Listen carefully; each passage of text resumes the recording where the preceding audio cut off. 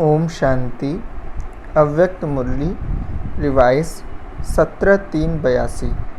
सार संगम युग का विशेष वरदान अमर भव। आज बाप दादा अपने कल्प कल्प की अधिकारी आत्माओं को देख रहे हैं। कौन कौन श्रेष्ठ भाग्य के अधिकारी बने हैं वह देख हर्षित हो रहे हैं। बाप दादा अधिकारी आत्माओं को देख आज आपस में रू रिहान करते मुस्कुरा रहे थे। ब्रह्मा बाप बोले कि ऐसे बच्चों पर आपकी नज़र गई है कि जिसके लिए दुनिया वालों का यह सोचना भी असंभव है कि ऐसी आत्माएं भी श्रेष्ठ बन सकती हैं। जो दुनिया की नज़रों में अति साधारण आत्माएं हैं, उन्हों को बाप दादा ने अपने नयनों के नूर बना लिया। बिल्कुल ही नाउम्मीद आत्माओं को विश्व के आगे सर्वश्रेष्ठ आत्माएं बना दिया। तो बाप दादा अपनी सेना के महावीरों को, अस्त्रधारी आत्माओं को देख रहे थे कि कौन कौन ऑलमाइटी अथॉरिटी की पांडव सेना में मैदान पर उपस्थित हैं। क्या देखा होगा, कितनी वंडरफुल सेना है। दुनिया के हिसाब से अनपढ़ दिखाई देते हैं, लेकिन पांडव सेना में टाइटल मिला है नॉलेजफुल। अब सभी नॉलेजफुल होना, शरीर चलना उठना भी मुश्किल है, लेकिन पांडव सेना के हिसाब से सेकंड में परमधाम तक पहुंचकर आ सकते हैं। वे तो एक हिमालय के ऊपर झंडा लहराते हैं, लेकिन शिव शक्ति पांडव सेना ने तीनों लोकों में अपना झंडा लहरा दिया है। भोले भाले लेकिन ऐसे चतुर सुजान हैं जो विचित्र बाप को भी अपना बना दिया है। तो ऐसी सेना को देख बाप दादा मुस्कुरा रहे थे। चाहे देश में चाहे विदेश में सच्चे ब्राह्मण फिर भी साधारण आत्माएं ही बनते हैं। जो वर्तमान समय के वीआईपीज गाए जाते सबकी नज़रों में हैं, लेकिन बाप की नज़रों में कौन है? वे नामी ग्रामी कलयुगी आत्माओं द्वारा स्वार्थ के कारण गाए जाते व माने जाते हैं। उन्हों की अल्पकाल की कलयुगी जमाने की महिमा है। अभी अभी महिमा है, अभी अभी नहीं है।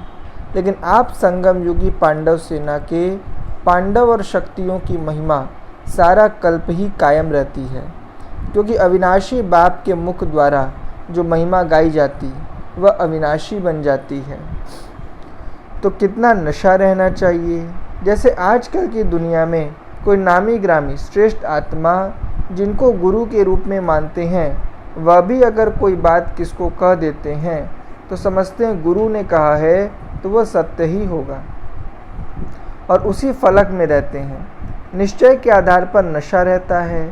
ऐसे ही सोचो, आपकी महिमा कौन करता है, कौन कहता है? श्रेष्ठ आत्माएं। तो आप लोगों को कितना नशा होना चाहिए। वरदाता कहो, विधाता कहो, भाग्यदाता कहो।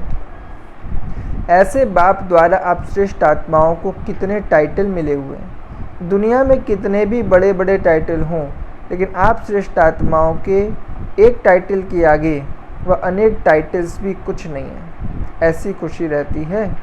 संगम युग का विशेष वरदान कौन सा है? अमर बाप द्वारा अमर भव। संगम युग पर ही अमर भव का वरदान मिलता है। इस वरदान को सदा याद रखते हो। नशा रहता है, खुशी रहती है, याद रहती है, लेकिन अमर भव के वरदानी बने हो।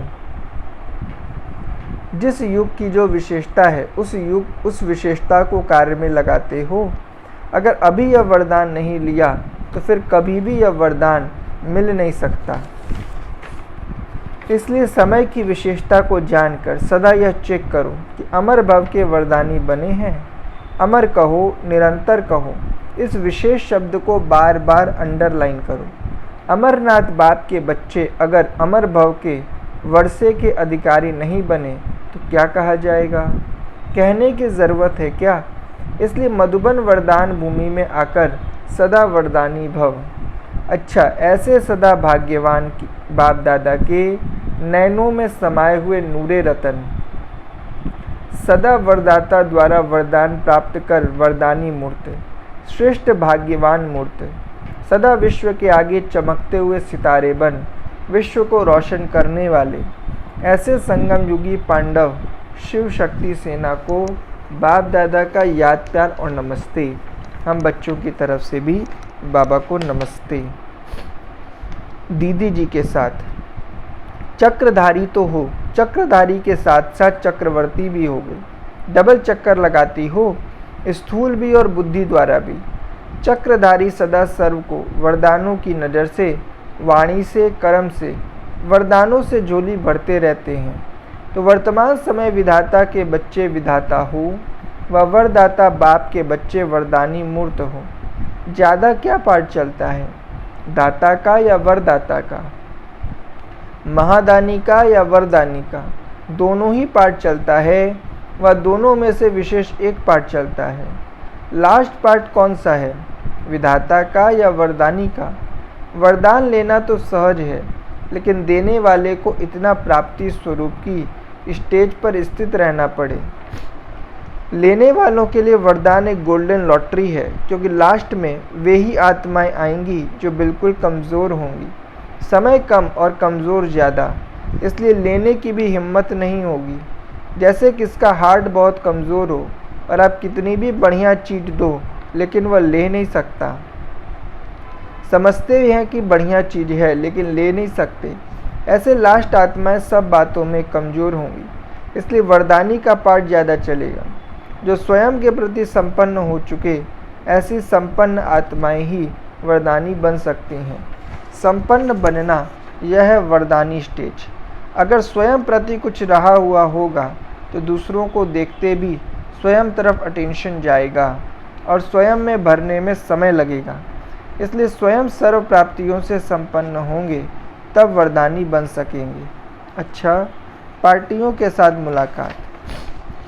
सच्चे ब्राह्मणों की तकदीर की लंबी लकीर 21 जन्मों के लिए। कितने भाग्यवान हो जो भगवान के साथ पिकनिक कर रहे हो। ऐसा कब सोचा था कि ऐसा दिन भी आएगा जो साकार रूप में भगवान के साथ खाएंगे, खेलेंगे, हंसेंगे। यह स्वप्न में भी नहीं आ सकता, लेकिन इतना श्रेष्ठ भाग्य है जो साकार में अनुभव कर रहे हो। कितनी श्रेष्ठ तकदीर की लकीर है जो सर्व प्राप्ति संपन्न हो। वैसे जब किसी की तकदीर दिखाते हैं तो कहेंगे इसके पास पुत्र है, धन है, आयु है, लेकिन थोड़ी छोटी आयु है, कुछ होगा कुछ नहीं।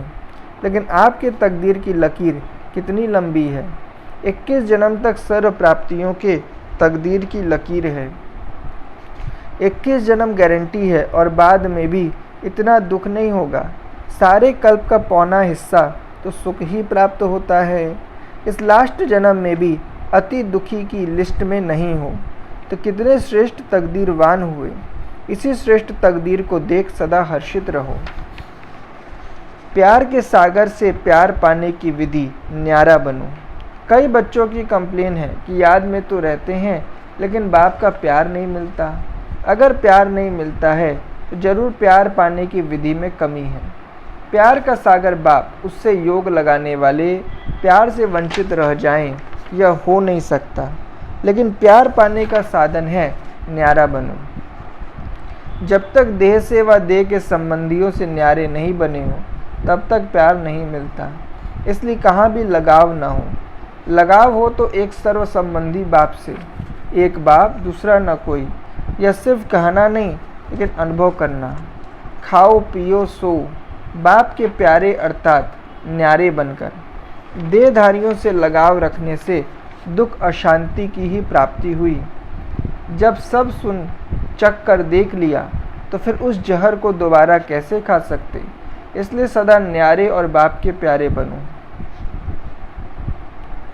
मेहनत से छूटने की विधि मेरापन समाप्त करो।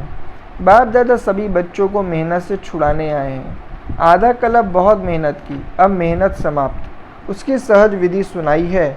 सिर्फ एक शब्द याद करो, मेरा बाबा। मेरा बाबा कहने में कोई भी मेहनत नहीं। मेरा बाबा कहो तो दुख देने वाला मेरा मेरा सब समाप्त हो जाएगा। जब अनेक मेरा हैं तो मुश्किल है, एक मेरा हो गया तो सब सहज हो गया। बाबा बाबा कहते चलो तो भी सतयुग में आ जाएंगे। मेरा पुत्रा, मेरा धोत्रा, मेरा घर, मेरी बहू। अब यह जो मेरे मेरे की लंबी लिस्ट है, इसे समाप्त करो। अनेकों को भुलाकर एक बाप को याद करो तो मेहनत से छूट आराम से खुशी के झूले में झूलते रहेंगे।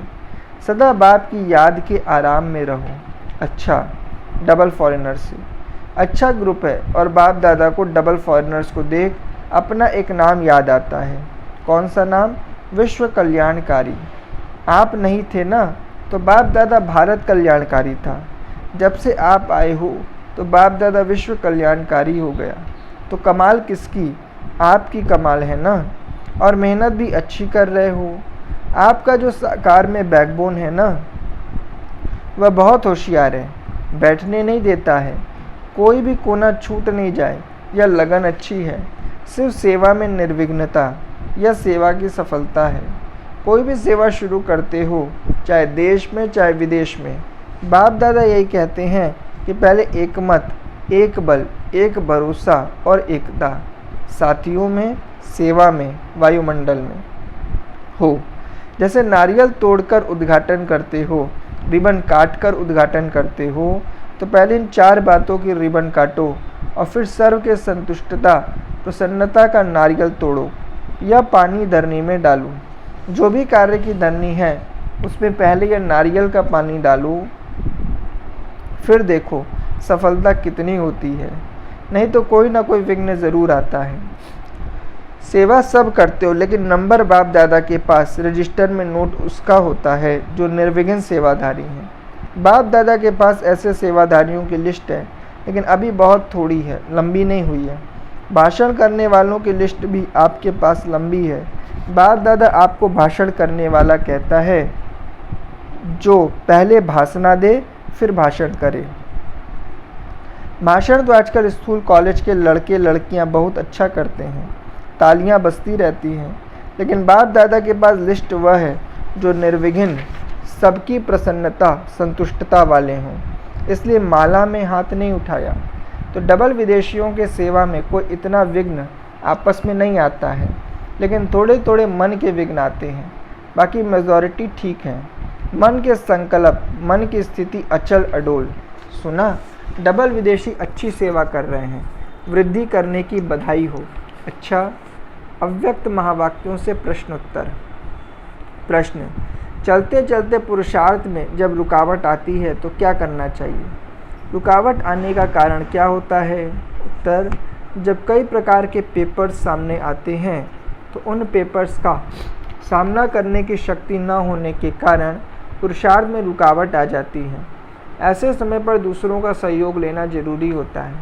जैसे कार में बैटरी जब थोड़ी ढीली हो जाती है, कार अपने आप नहीं चलती है, तो दूसरों से थोड़ा धक्का लगवाते हैं ना।